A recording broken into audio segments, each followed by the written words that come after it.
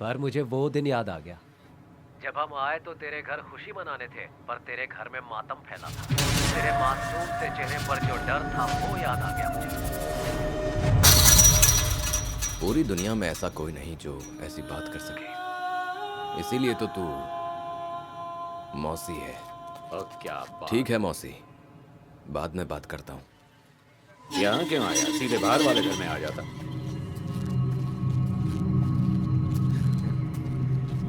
खुश रहे, मुझे पक्का यकीन था ये काम तो तेरे बाएं हाथ का खेल है। शहर की हवा क्या कहती है भाई साहब? शहर की हवा का डर पतंगों को होता है, बास को थोड़ा ही होता है। ये डर नहीं है,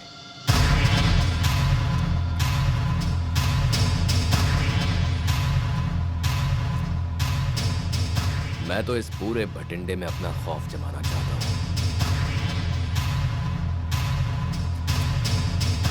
तू बठिंडे की बात करता है जरा। तूने जो कल रात कारनामा किया उससे तो चंडीगढ़ तक ढोल बज गए।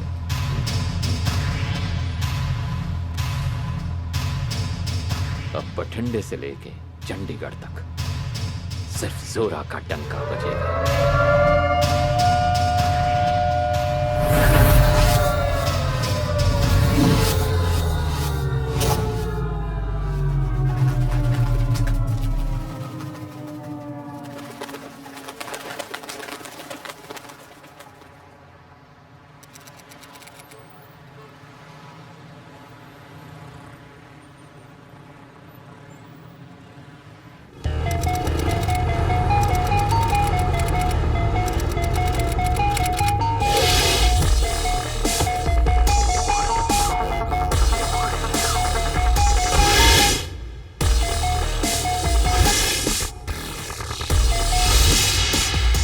अरे हम एमएलए बनते नहीं बनाते हैं। अरे ये क्या हो गया? इसकी तो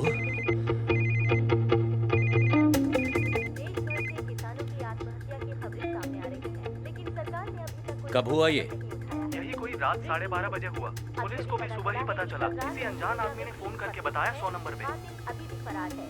पुलिस छानबीन में लगी हुई है, लेकिन अभी तक तेजा, सुराग नहीं मिल पाया है। पुलिस इस कत्ल साला दो टके का ड्राइवर कोशिश में लगी हुई है और उसका मकसद क्या मुझे है? ही मार दे गया। और अब आइए आपको लिए चलते हैं एक प्रेस मीटिंग में। सर हो क्या रहा है पंजाब में ये? पुलिस गिरफ्तार करके कैदी को ले जा रही होती और उसे सरेआम गोलियों से भून दिया जाता है। कत्ल करते हैं और बड़े आराम से वहां से भाग भी जाते हैं। आप अभी की बात ले लीजिए ना, अपने शहर भटिंडा में क्या हुआ? एक रात में 3 कत्ल हो गए, एक रात में 3 गैंगस्टर मारे गए। ये पुलिस का कोई नया तरीका तो नहीं है गैंगस्टर्स को खत्म करने का? नहीं नहीं, ऐसी कोई बात नहीं। ये दोनों ही क्राइम अलग अलग क्राइम है। सर ये कत्लेआम किसी गैंग वॉर का नतीजा है क्या? और अगर है ऐसा तो फिर इसके पीछे कौन सी गैंग जिम्मेदार है? ये चाहे गैंगवार का नतीजा हो या फिर एक ही गैंग के 2 आदमियों की आपसी दुश्मनी हो, हम जैसे ही किसी नतीजे पर पहुंचेंगे सबसे पहले आपको ही बताएंगे। हम किसी भी हाल में शहर के माहौल को खराब नहीं होने देंगे।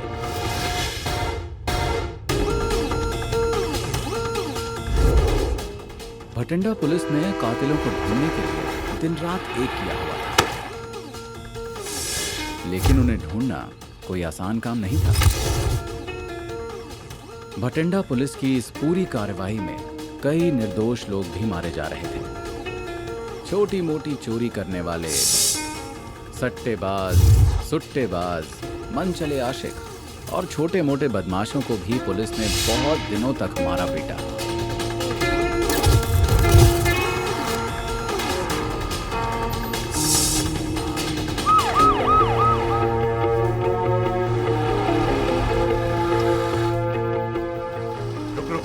गाड़ी रोक। तुम लोगों का घर बार नहीं है क्या? यहाँ खड़े होकर खा रहे हो? डंडा पकड़ा यहाँ। अगर आज के बाद मैंने तुम्हें यहाँ दोबारा देख लिया ना तो इस डंडे से मार मार के तुम्हारी हालत खराब कर दूंगा। बात समझ में आई कि नहीं? खड़े क्या हो? भागो यहाँ से। ओ लेडी डिपार्टमेंट, यहाँ मेरे पास। मैं जी? और लेडी जैसा कौन दिख रहा है यहाँ? सहना बन रहा है हमारे सामने हैं? इधर आ साले, कान में बालियां डालकर अपने आप को हीरो समझता तू? कमीने, अगली बार ये सूरत लेकर सामने आया ना तो गंजा करके भेजूंगा तुझे। चल भाग यहाँ से, चल। जहां दिखे मारा करो इंसानों को। चल गाड़ी स्टार्ट कर। हाँ तो भाई जगतार, क्या लगता है तुझे? नहीं सरकार, अभी तक तो किसी का भी पता नहीं चला। एफआईआर जरूर लिखी है, वो भी किसी अनजान की गवाही पे। वकील साहब, आप क्यों खामोश बैठे हैं? सरदार साहब, आपको बिल्कुल भी चिंता करने की जरूरत नहीं है। अपने चोरा को कुछ नहीं होने वाला, क्योंकि पहली बात तो यह है कि जहां पर डेड बॉडी मिली है वहां कत्ल हुआ ही नहीं, और दूसरा, ऐसे केसों में पुलिस भी कुछ खास दिलचस्पी नहीं लेती है जब तक ऊपर से दबाव नहीं पड़ता। तुम कमाते हो बोली से वकील साहब, और हम कमाते हैं गोली से। बस यही फर्क है तुम्हारे और हमारे बीच। सही।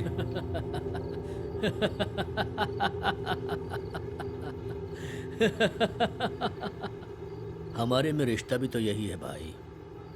बोली और गोली से ही तो सारा कारोबार चलता है। ठीक कह रहा हूं ना सरदार जी? और इसीलिए तो आपको यहाँ बुलाया है वकील साहब। देखो, और चाहे कुछ हो जाए, लेकिन मेरे इस बब्बर शेर पे आंच तक ना आए। हमने आपका मांस खाया है और उसके साथ अल्कोहल भी पिए। जोरा भाई को कोई छू भी नहीं सकता। जोरा, ऐसे कर तू 15-20 दिन के लिए इधर उधर चला जा, बाकी मैं संभाल लूंगा। अगर ऐसी कोई नौबत आई ना खट्टर साहब, तो जोरा नहीं जाएगा जेल वेल, मैं जाऊंगा। समझ गए ना आप? पुलिस और जेल से कौन डरता है वकील साहब? ये तो बस तेजा भाई हैं जो कुछ ज्यादा ही फिक्र करते हैं। नहीं जोरा, असूल है, अगर जंगल में हुकूमत करनी है तो शेर का आजाद रहना जरूरी है। करेक्ट। तू कुछ दिनों के लिए यहाँ से चला जा जोरा।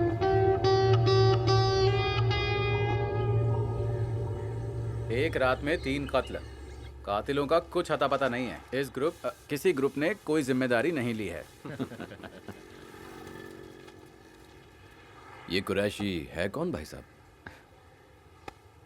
सुल्तान अहमद कुरैशी है उसका पूरा नाम। 2 बार बरेली से एमपी रह चुका है। राजा है अपने इलाके का राजा। बाकी ये बब्बू है, सब बता देगा तुझे। चलो भाई, बहुत दूर जाना है। ठीक है भाई साहब, दीपा और बाकी लोग आपके साथ हैं।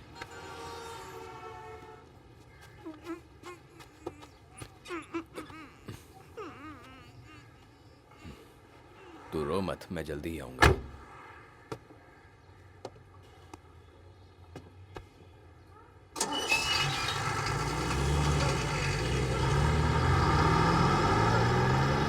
बस बस, चुप हो जा, चुप हो जा। अबे चुप होता है कि धुएं कान के नीचे। सुन दीपा, तू भी घर नहीं जाएगा। तुम सब इकट्ठे और चौकन्ने रहोगे। ठीक है भाई साहब। टाइम ठीक नहीं है। अगर कहीं जाना आना है तो मुझे बता के जाना। ठीक है भाई साहब। क्या हाल है भुल्लर साहब? ये क्या हो रहा है आपके राज में? ये रात वाली घटना कुछ ज्यादा बड़ी नहीं हो गई है? हमारे एरिया में ऐसा कौन पैदा हो गया जिसका हमें पता ही नहीं? सरदार जी का फोन आया था, गुस्सा हो रहे थे। हाँ, मुझे भी फोन आया था उनका। कोई नहीं, 1-2 दिन में इस गुत्थी को भी सुलझाते हैं। ठीक है जी। नमस्कार नमस्कार भुल्लर साहब। और शहर में क्या करवा रहे हो? इतनी गुंडागर्दी, एक रात में 3 कत्ल। सर, ये छोटे मोटे गैंगस्टर्स हैं जो आपस में लड़ते रहते हैं। बाकी आप अमन शांति की फिक्र ना करें, हम हैं ना। अमन की फिक्र हम क्यों नहीं करेंगे? हमें तो पूरे पंजाब की फिक्र है। स्टेट में हमारी सरकार नहीं है तो क्या हुआ, सेंटर में तो है। अभी तो उनकी सरकार है ना, इसीलिए लूट खसोट चल रही है। मैं समझ सकता हूँ पंडित जी, आपकी चिंता जायज है, लेकिन कोई भी व्यक्ति पुलिस की गिरफ्त से बाहर नहीं जा सकता। तेजा भाई की बहुत प्यारी गाड़ी है ये, तभी तो स्पेशली तुम्हें छोड़ने के लिए भेजी है। तेजा भाई की बहुत लकी गाड़ी है ये, सारा कारोबार इसी से बना है। अरे कुछ गाना वाना चला दे यार।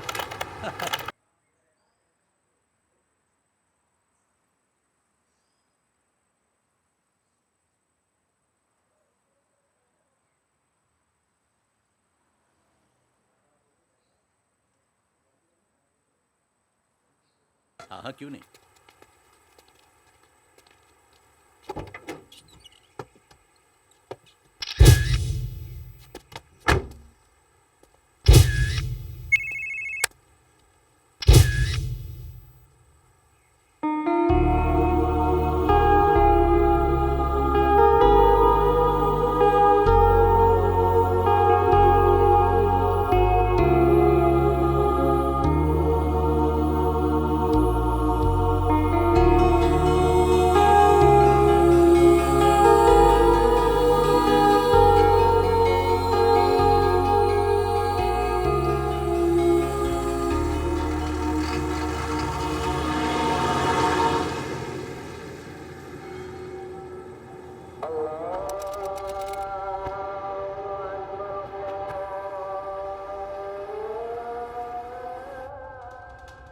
आदमी है तो आदमी की तरह बात कर। आदमी जब औरत की तरह बात करने लगे तो हिजड़ा लगने लगता है। कहते हैं ना कि डूबते हुए के लिए एक तिनके का भी सहारा काफी होता है। जोरावर सिंह।